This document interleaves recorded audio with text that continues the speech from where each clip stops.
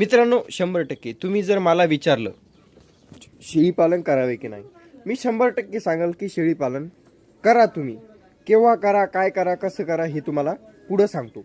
पण शेळी पालन 100% तुम्ही करू शकता.